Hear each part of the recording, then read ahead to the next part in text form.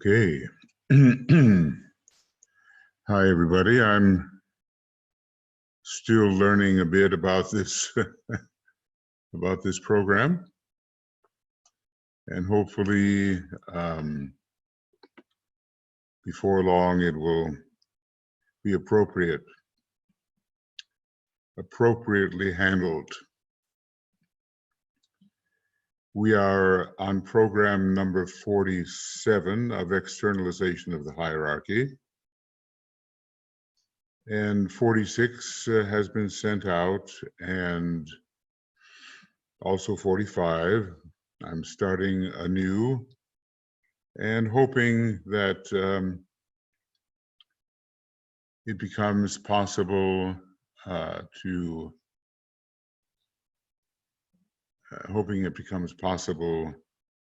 to finish this book before long. If you've had to wait a little bit at the beginning,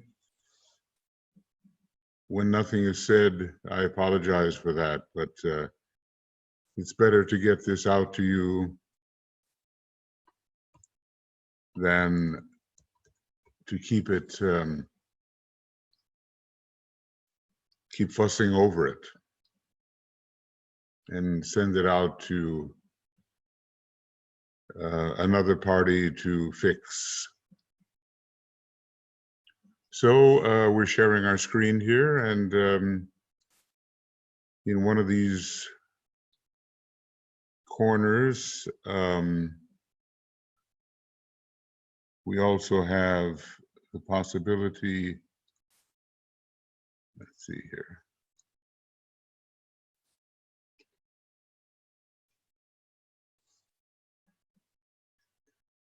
Of showing the speaker's image, if that at all can help. Now DK is getting into this question of the possible next war. And he's writing this in the middle 1940s, I guess, 45, 46, something like that.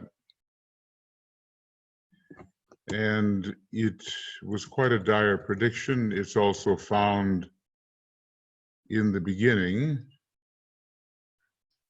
of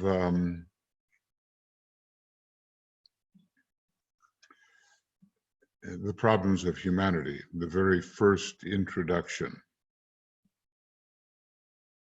A difficult thought, and we certainly have seen the tendencies towards that hostility between religions. So here we go. And what I try to do here is,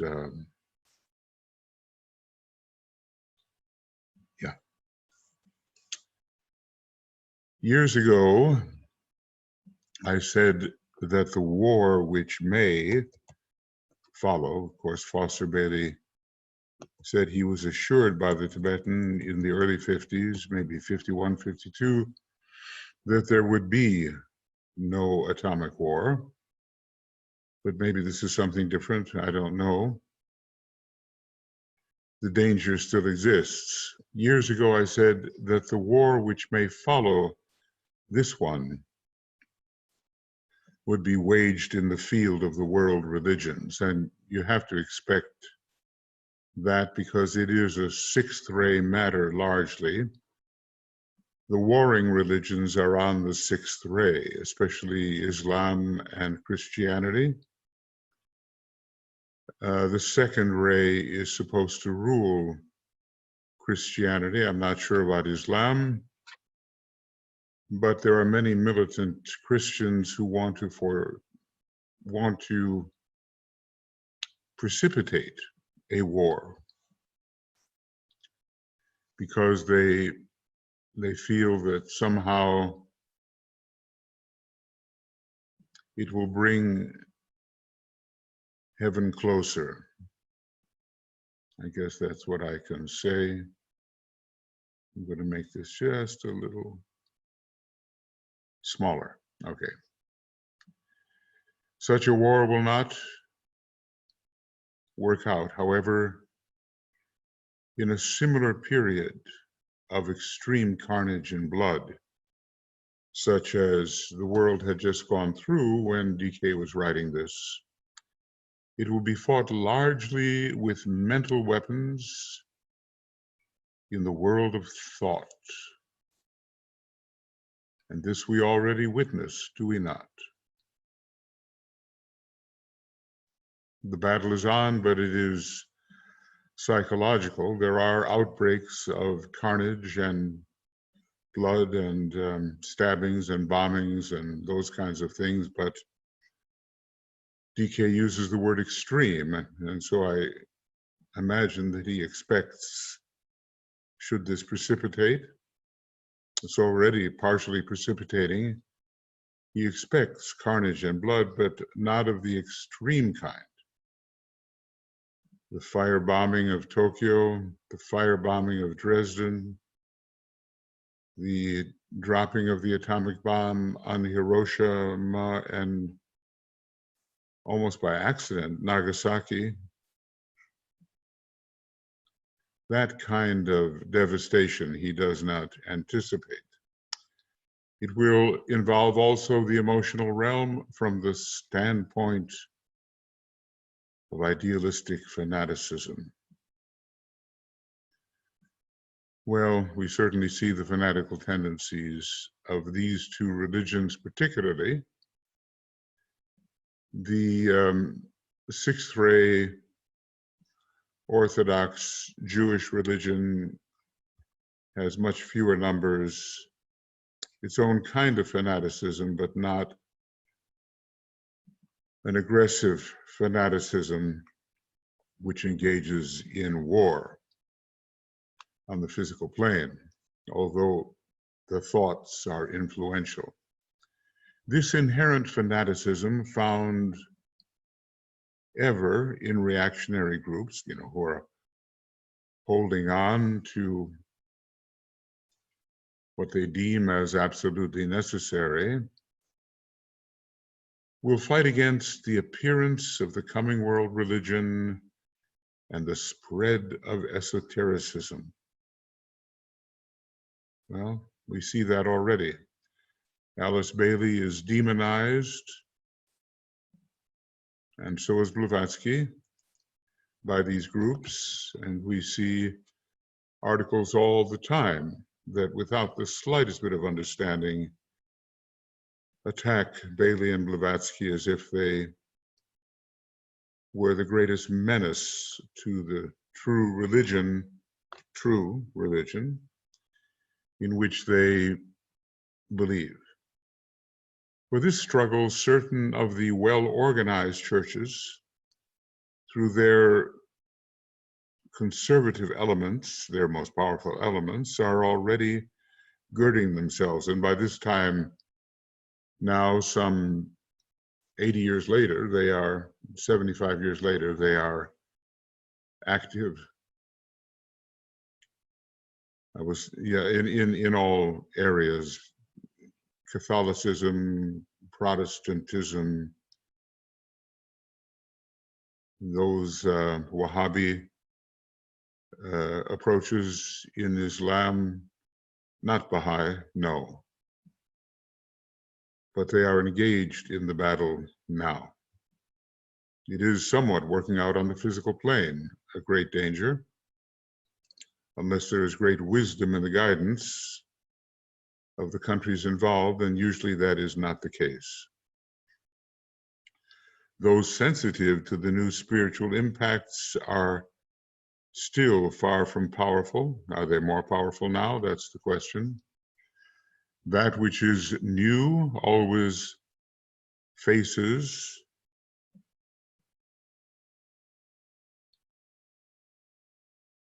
the supreme difficulty of superseding and overcoming that which is old and established. People hang on, and they do not want to leave the prison of their own making. The doctrinaire prison is the place that they prefer to remain. Fanaticism, entrenched theological positions just through the power of repetition, and many of them forgeries, really, says Blavatsky. Nothing like the reality of early Christianity, let us say. Fanaticism, entrenched theological positions, and, of course, materialistic selfishness are to be found actively organized in the churches in all continents and of all denominations. So he's very inclusive about this and finds these taints active everywhere. They can be expected to fight for their established ecclesiastical order, their material profit, and their temporal rule, forget spiritual, and already are making the needed preparations, and this is after the war. It's amazing how selfish human beings can be, even after such a lesson as the Great War from 1914 to 1945. Lessons still not learned. The coming struggle will emerge within the churches themselves. Now, there have been many modifications, and the appearance in Catholicism of Pope John the 23rd liberalized many things, many practices, and overall had a beneficent effect upon Catholicism. But there are still these groups, Opus Dei, the Works of God, very, very conservative groups that are authoritarian, ultra-conservative, reactionary, and they are still powerful. But their day is limited because we are at the very end of the sixth ray age of Pisces, and in less than 100 years, the Piscean influence, following its recrudescence, which is the danger, will no longer be the main focus. Even now, the rising Aquarianism is in combat with it. So within the churches themselves, there will be a struggle. We have noted the struggle, and we've noted beneficent results. We've also noted the recrudescence of reactionary tendencies and the hope on the part of the most conservative that Armageddon will precipitate. Of course, it's not the real Armageddon, that's the judgment day, let us say, but it's an anticipation of that which will occur far ahead. It will also be precipitated by the enlightened elements who exist in fair numbers already and are rapidly growing in strength through the impact of human necessity, which obviously the conservative reactionary elements do not meet. They cannot address human necessity, and the more liberal elements can. Page 454. The fight will then spread to thinking men and women everywhere who, in protesting revolt, have denied orthodox churchianity and theology. Churchianity, it's a good word, isn't it? Let's add it to the dictionary. And this has happened. We have had the consciousness revolution. It accomplished much, and reaction to it has also taken place and continues to take place. It just depends on which stream of souls we're dealing with.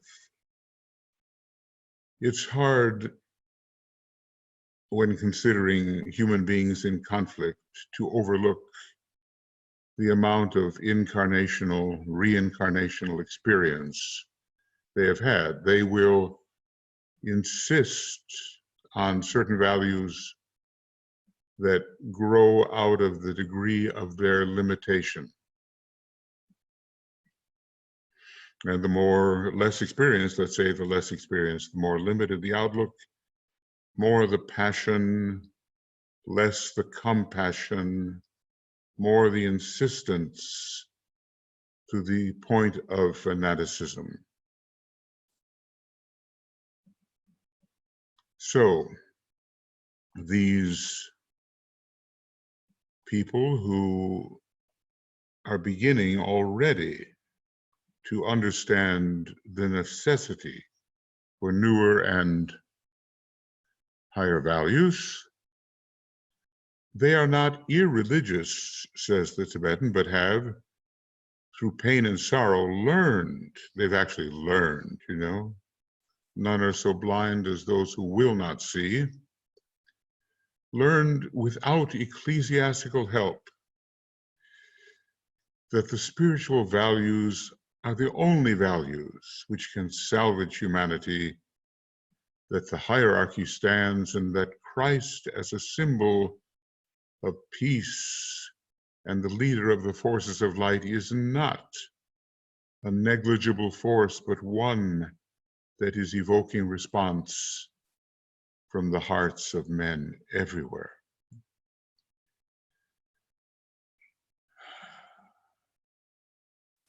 It's quite a beautiful little section there, and encouraging, very encouraging.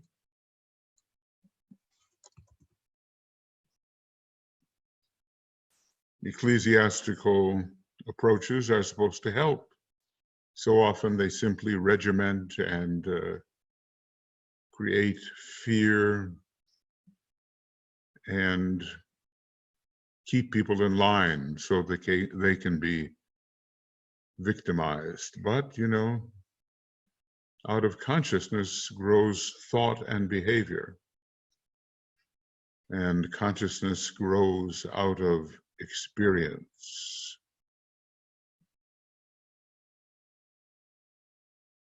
And the experience of many is very limited. Of course, better experiences will be offered during the Aquarian Age. True religion will come to be interpreted in terms of the will to good and its practical expression, goodwill. And this means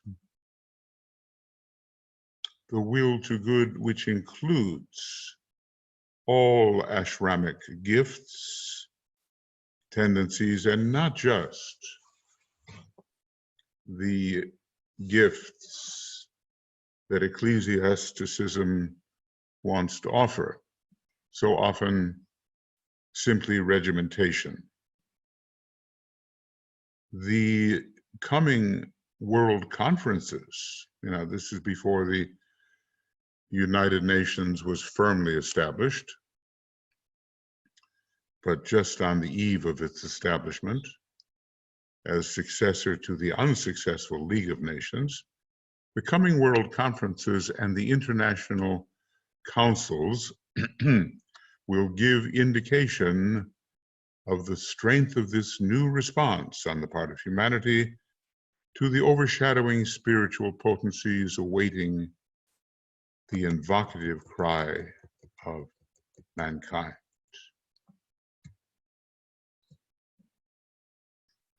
So the conferences would help, did help, and are still helping. I mean, there's a danger of backsliding now unless radical changes can take place within the human psyche. And this is 2020, and the present world pandemic is pushing us, all of humanity, whether we know it or not, towards those changes. So a new spiritual response is on its way. And we mostly cry over the loss of those near and dear without looking at the larger picture, which is hard to do at first when the principles of esotericism have not yet been even basically inculcated. When that cry arises, these divine energies will precipitate themselves into the realm of human thinking and planning. Well, maybe he's speaking of the returning hierarchy as divine energies, and that would be really correct rather than personalities per se. Men will then find themselves gifted with renewed strength and with the needed insight, which will enable them to drive out the entrenched materialistic forces and the power of selfish interests banded together to prevent human freedom. Even now it is so, and so many of the members of the human kingdom are held in the slavery of poverty and disadvantage, and ignorance. And it would be hard to say that it was not done deliberately to keep them in control and to keep them from being a threat which would bring on a fairer distribution of resources. What is desirable is that the very intelligent people, intelligent in the material sense, who have cornered the resources of the world, should have enough love in their hearts and enough second ray influence from the soul of this planet to see to the right distribution. And that's coming, we're told. A group of seventh ray, first degree initiates will be working on the problem, and those on the third ray could work on it as well. Certain minor ashrams or lesser ashrams within the great third ray ashram will be attending to this also. But right now, I remember a debate which occurred lately, and the resources of one of the debaters, their superabundance, were being challenged, and his methods were being challenged. And he said in a moment of revelation, it just means that I'm smart. So the values are very low, and others could suffer without the concern of this individual, as long as he could accumulate the resources which made him more powerful, and more powerful in the eyes of others, more materially powerful, let us say. If the conferences to be held in the near future demonstrate that mankind is truly striving to bring about right human relations, the forces of evil can then be driven back and the forces of light can take control. Well, as always with humanity, as so often anyway, partial victories are there, but never yet the complete overcoming and the complete victory that is needed. But when the suffering is sufficiently acute, then the will to drive through to the desirable conclusion will be strong enough to achieve that goal.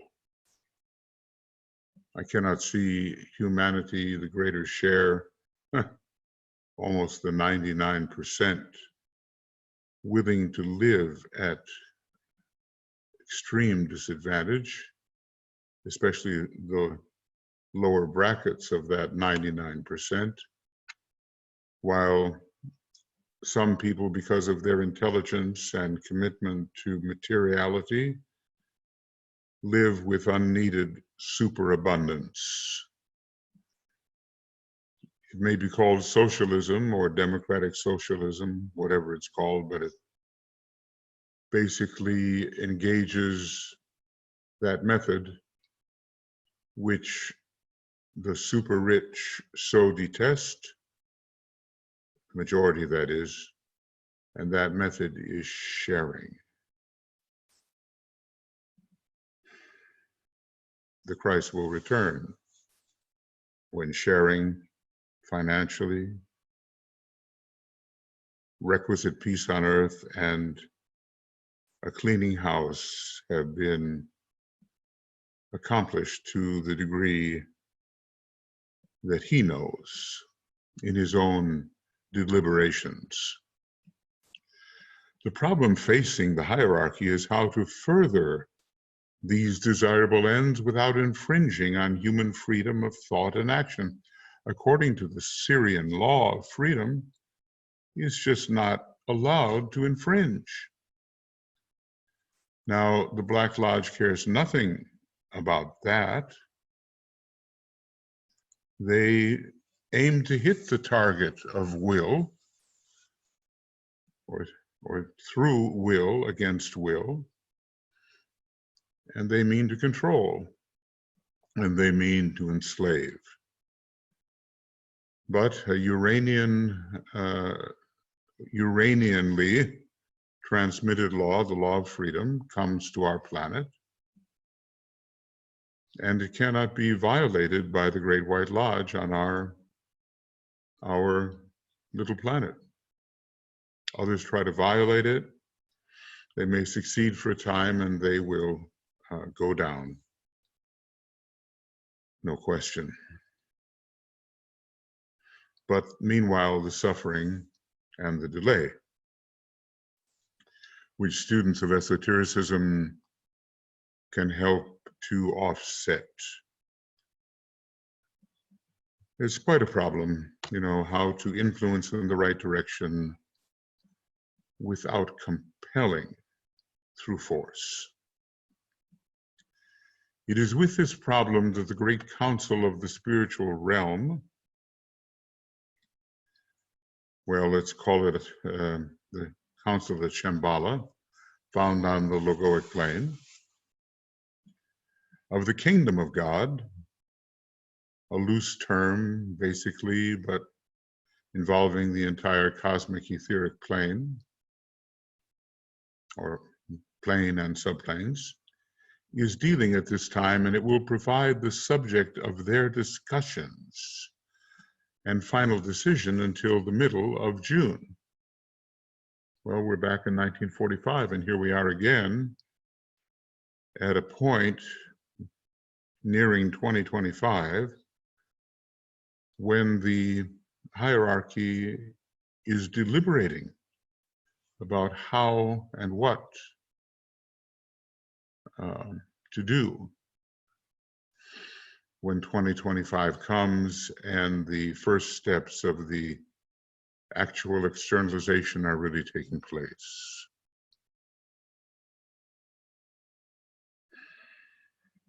So all of this, as you see, is planned out and probably takes us through, in this instance, even the festival of the Christ. The three great spiritual festivals and the high point of the year. When the sun begins to move southward again, now that's going to be at the solstice, summer solstice, their decisions will have been made on the basis of human demand. Human demand, a form of invocation.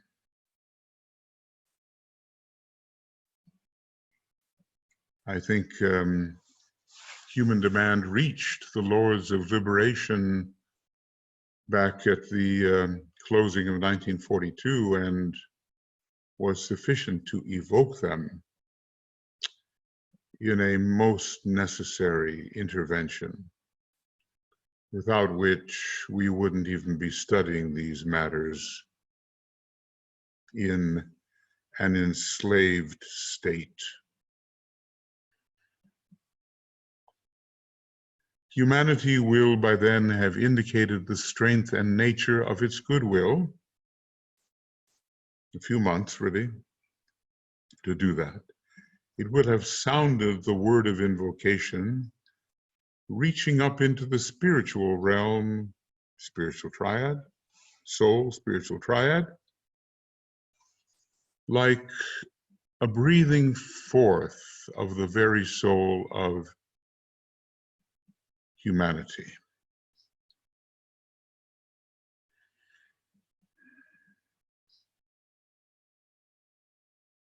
So we really have our part to play. We must ask, we must seek, we must knock. It would have expressed a measure of its willingness to sacrifice, the very first law of the soul. We have to have this willingness to sacrifice in order to stabilize human living and to rid the world of separativeness and of the abuses which culminated in this war. Extreme separativeness culminated in the Great War, which includes both World War I and World War II. DK at one point said, well, there would be no progress for humanity if the conditions as they existed before World War I had been perpetuated. So they had to be broken up, and those are deeper reasons behind the war about which the combatants knew little. They simply had privilege and power and nationalism in mind.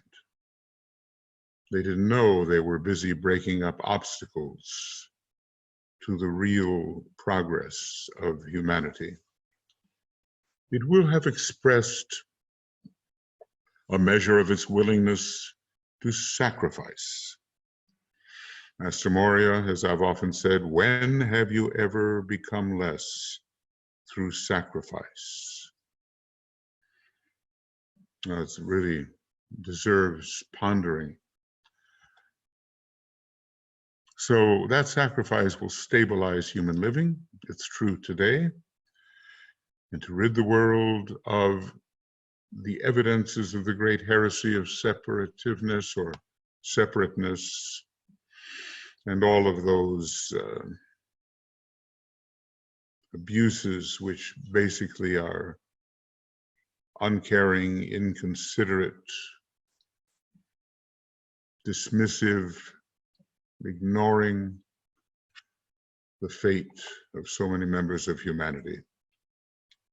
It would at least have set the stage for the blueprinting and planning which the cycles of conferences and councils will undertake. Well, when you see the abuses and then you see humanity's better reaction to ending those abuses, then deliberations can be handled in such a way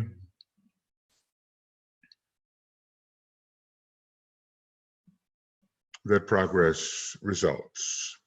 On the side of the hierarchy, says DK, and in response to human demand, in degree and in kind, according to the quality of the demand, let it be occultly propelled, the hierarchy will play its part and aid in making possible that which men dream, vision, and for which they plan today. I guess, all of this taken under the rubric of the wonders of the New Age. Wonders of the New Age, which we can hardly conceive, but like dreams come true on the physical plane. Okay. Let us consider for a minute what the hierarchy stands ready to do and what its members will plan and formulate during the Easter festival this month. So this is being written out, I guess, in March, and Easter is coming up here. During the Wesak festival in April, it's not always April, but that particular year it was. We can look it up, I suppose, but that's what it looks like. And during the festival of the Christ at the end of May.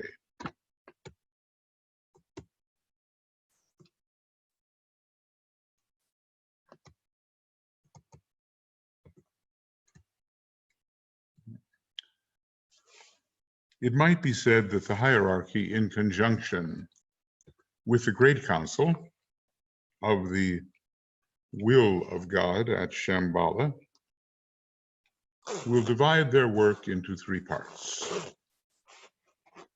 It's Finland, it's May, and it's still cold. Each governing three phases of the coming restoration of humanity to civilized and cultured living on a new and higher turn of the spiral. So we're talking about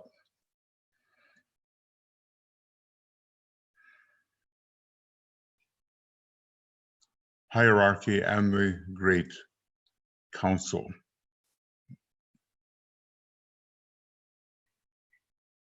And the elevation of humanity. They will deal with the problem of spiritual freedom. Well, notice it's even more than religious freedom. It's spiritual freedom because it exists in many areas that are not conventionally considered to be religious, but since they help humanity become more elevated, they are spiritual. Anything that uplifts humanity is spiritual. Spiritual freedom, it's Uranian, isn't it? And it embodies itself in the four freedoms enunciated by, as he would say, that great disciple, Franklin D. Roosevelt. And it embodies itself in the four freedoms. And with the problem of right human relations, as it will express itself through international relations, national parties, and general human affairs. So they're going to, these forces, as reflected by humanity,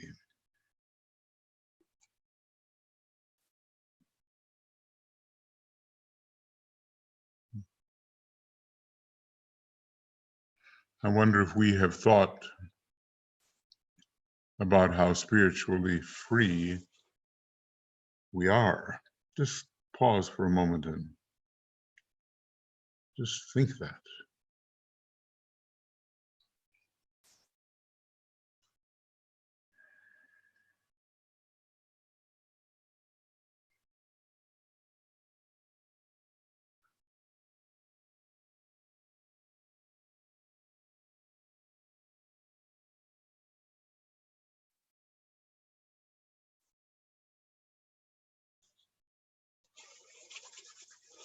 Okay.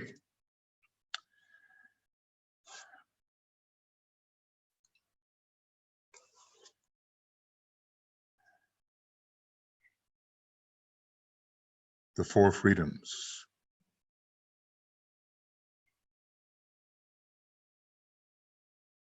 It involves freedom to worship, freedom of speech, freedom from want, freedom from fear. You know how simply and directly first-ray types can enunciate what is needed. First-ray types are not only the destroyers, they are, as the Tibetan tells us, the enunciators, putting forth the new ideas which demand presentation and which, when followed, will break up the old adhesions. It is not for me to tell you what humanity, through its statesmen and leaders, will plan to do at the coming conferences.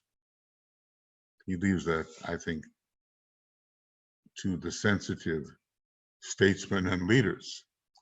It is my task to mobilize the new group of world servers and the men and women of goodwill, so that they may stand as a great army of implacable spiritual will behind the participants in these conferences and councils, enabling them to think with clarity about the issues involved, and thus, through this clear thinking, affect telepathically the minds of men. Well, that's a tall order, isn't it?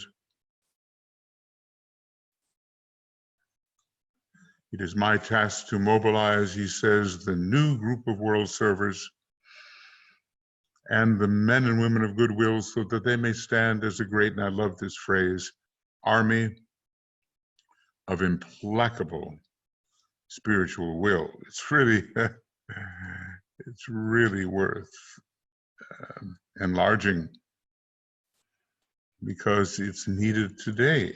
It's needed today. Behind the participants at these conferences and councils. I'm remembering Master Moria said there were, he didn't call them Vimanas, HBB did, but you know, there were airplanes and air vehicles in Atlantis, and people rapidly raced in them all over the world to cheat each other. Who could get there first and cheat the other? There is this tendency towards retrogression on our planet. And our planetary logos is not yet a sacred planetary logos, however sacred he is in his status compared to ours. So clear thinking affects the minds and thus the behavior of other human beings. And this involves the use of a power seldom employed as yet on the side of righteous endeavor, though already widely used by the materialistic leaders of the forces of evil. Well, what is it? Is it the force of propaganda? Is it the willingness to do anything without conscience? I was reading today that one of the leaders of a significant nation has no conscience whatsoever, all subsidiary to a narcissistic will to dominate. You think that since the times of ancient Rome and through the introduction of Christianity, that we would have outgrown such things. It is the task of the hierarchy to find and reach the enlightened men and women in all the churches, all the political parties, all the organizations, social, economic, and educational, so that their united purpose will be clear. This is an issue of communication, bringing on communion, and I think we can see under Gemini that if this communication is successful, then people can unite around an uplifting, beneficent purpose. And hierarchy has to educate.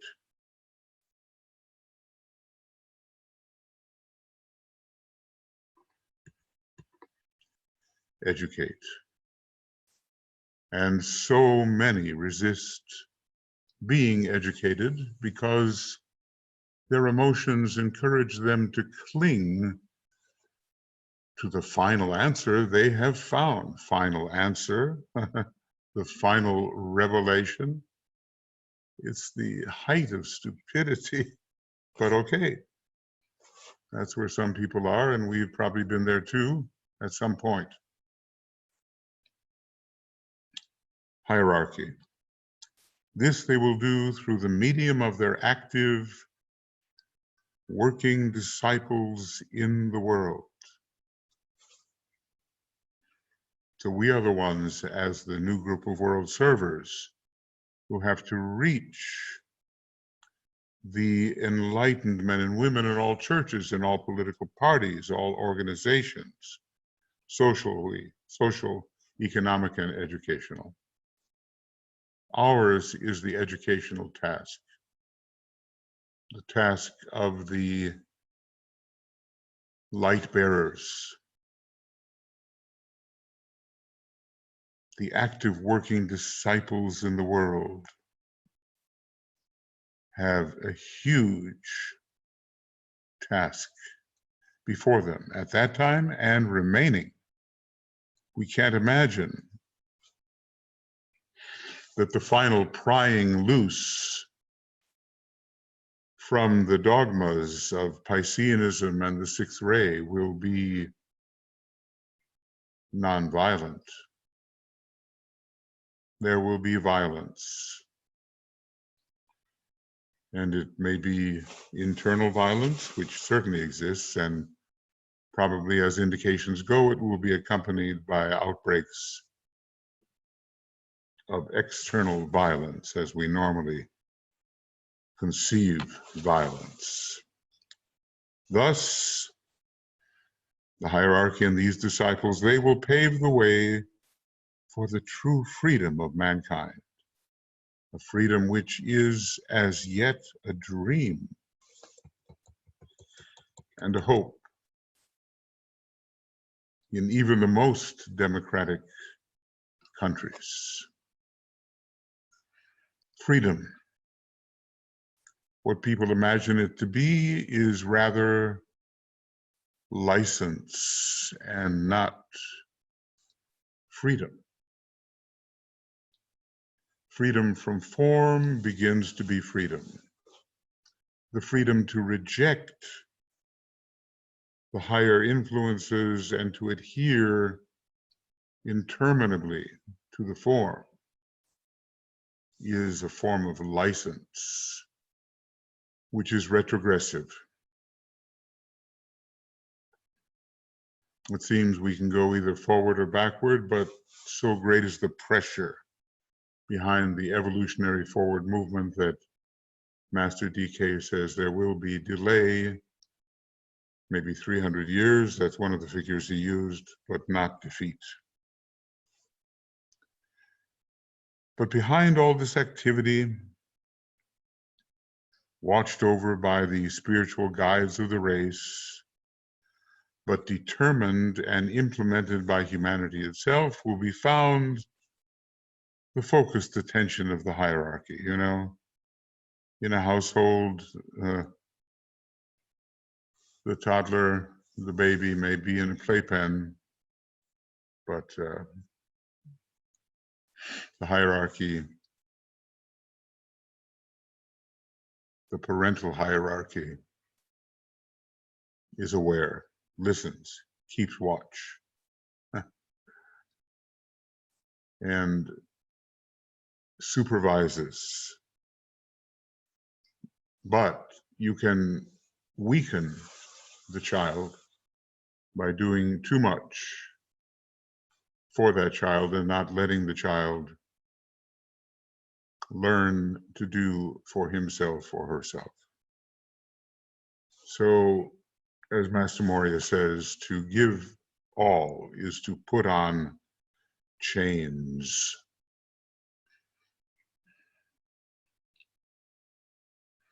This spiritual tension which exists among them is far more potent than any of you suspect. It is part of their, we're talking about hierarchy now, their preparatory work to make available certain spiritual forces and powers, which, though complementary or supplementary to the self-initiated effort of mankind, will make that effort successful. What humanity has to do now, and is already doing to a certain degree, is to arrive at a right orientation as regards human affairs. So, an incredible point of tension provided by hierarchy, an incredible, potent point of tension. The road winds upward all the way, and things will get no easier for us as we begin to truly join the ranks of the hierarchy. We just would have become better at handling time and more efficient in carrying out our service, and more loving and more foresightful and more willing.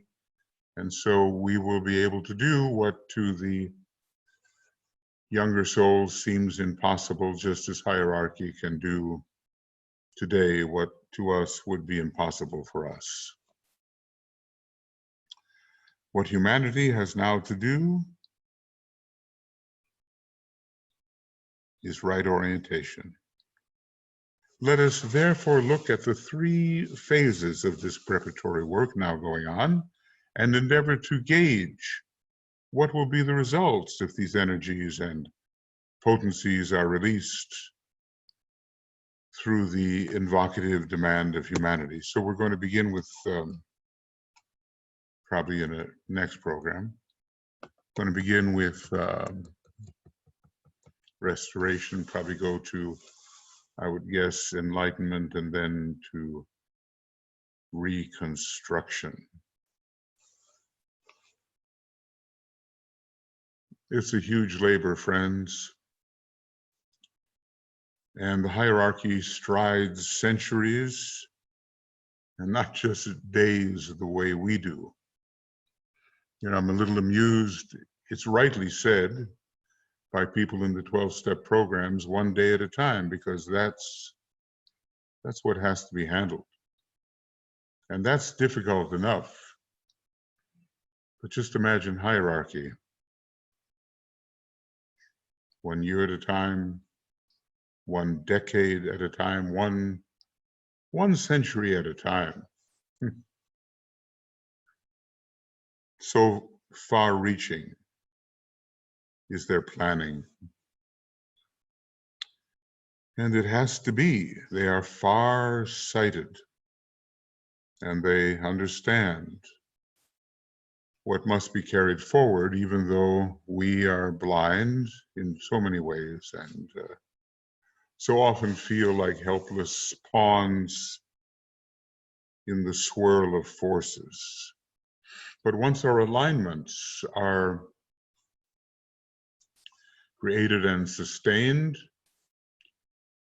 then a great source of strength is there, and we can have continuity of contact with the great energies, and not just episodic bursts of trying to do better. Well, that's better than nothing.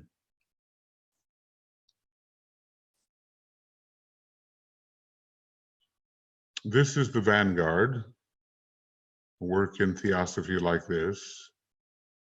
But of course, it's just a humble little thing compared to those who have gone on ahead.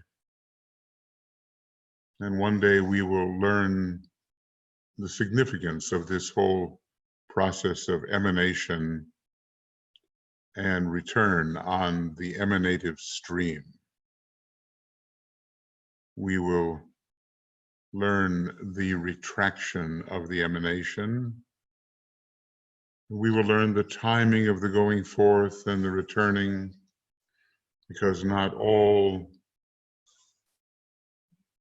apparently divided units perceptually shrunken in their scope go forth at the same time. They don't all go forth at the same time. Some remain. Looks like the elder brother, was it the elder brother, remained in Shambhala or in the Father's house longer than the son who went forth, the Jiva, who went forth on his monadic journey.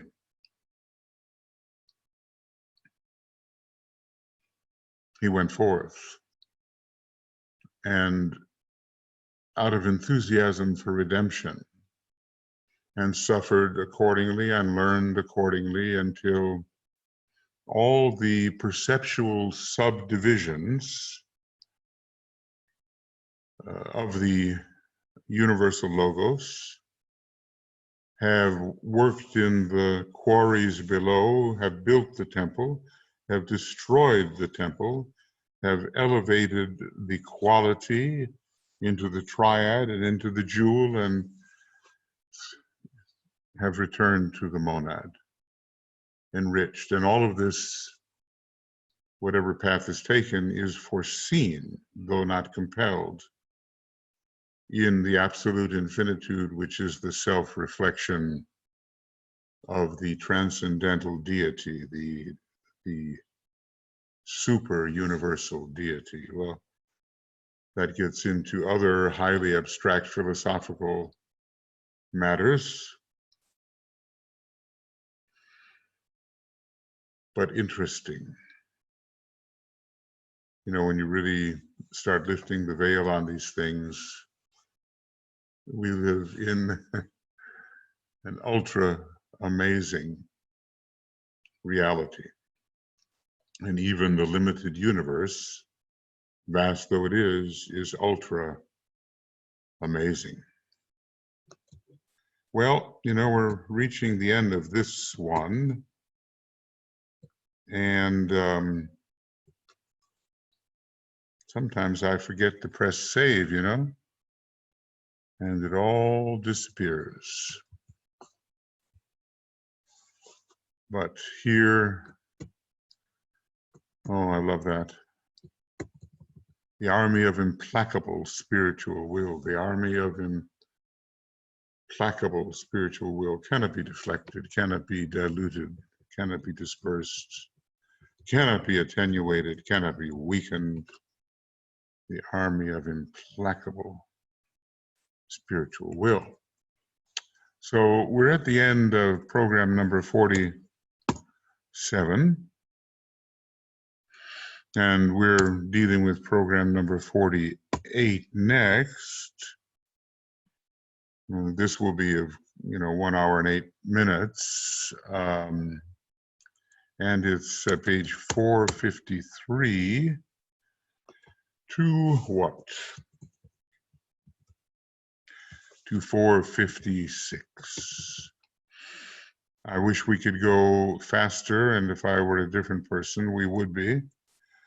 But I pause to extend the thought. So this is the 16th of May, 2020, and 48. I hope it will also be the 16th, and we'll be starting at page 456 as we look at 3 phrases of preparatory work. My guess would be that the higher spiritual interlude of the year defines these three phases. We might say, whoop, that's no good. And we might say here, does the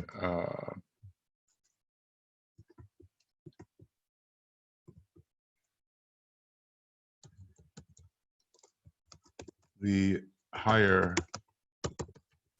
interlude of the year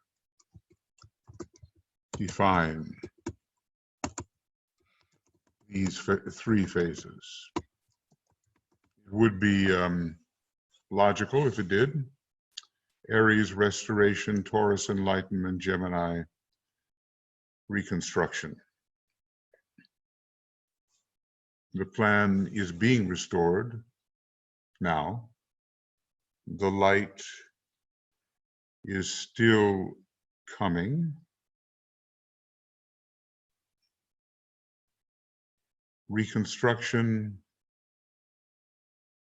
well, many things have been reconstructed after World War II, but new wars have taken place. It's been a warring century, and if you look at places in the Middle East, you'll see great destruction of the buildings, the infrastructure, the places that human beings live, the ways they live.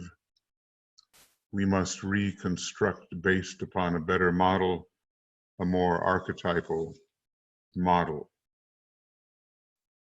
Is it worth doing all this? I really can't think of anything that is more worthwhile than helping the divine plan to materialize on our planet. Hierarchy is entirely dedicated to this, reaching out towards Shambhala, reaching down towards humanity and the other kingdoms, not to be forgotten.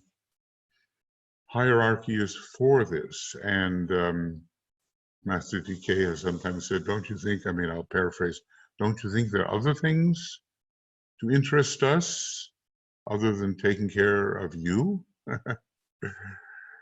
You know, and I'm sure many a parent has thought of just that.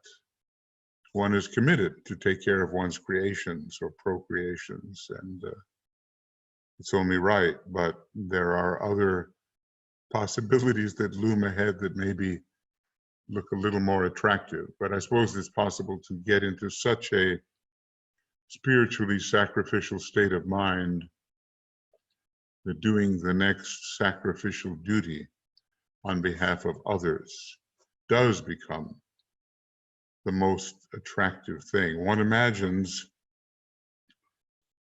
the Christ consciousness as being that, so filled with love, so assured of identification with absolute reality, that the main attraction of the psyche, that which gives the most satisfaction, is to see to the needs of others. A great psychic gift, we're told, to be aware of the needs of others. And of course, even more than, the demand comes to act upon helping those needs be fulfilled without robbing the individual in need of their own initiative and their own will and their own attempts to rise. I've sometimes used the little analogy. I remember my son had an incredible sense of balance when he was young. He had a lot of Libra in his chart, you know. But with those little bicycles, you can fall over quite easily. So we put on the training wheels, and I ran along with the bicycle, and he was quite confident. And then I let go without him knowing it, And he just kept going in perfect balance. And the training wheels, I think it came a time the training wheels were not necessary. No, I was just kind of running along, and then I just let go. And he was handling it himself. And then I think he realized it, and I can't remember whether he fell off the bicycle or whether he just kept going and everything was fine and managed to dismount. But just imagine that the parent keeps running, exhausting himself and robbing the youngster of the possibility of self-achievement without the sustaining aid, almost the interfering aid of the overly concerned parent. So it's quite a balance. And as we began to read about it, hierarchy has that responsibility to help but not violate the law of freedom. Well, you know, in the old days, I used to like to go on with these programs for hours, but since I'm dealing with a new platform, I don't want to take risks, and I will then call this program number 47 to a close and continue after it is secured at the time that is available to do so. So, lots of love to you, many blessings, progress along the way, and a sustained point of tension. Not possible for us all the time, okay, but a sustained point of tension which will guarantee in the long run the progress. So I'll stop recording and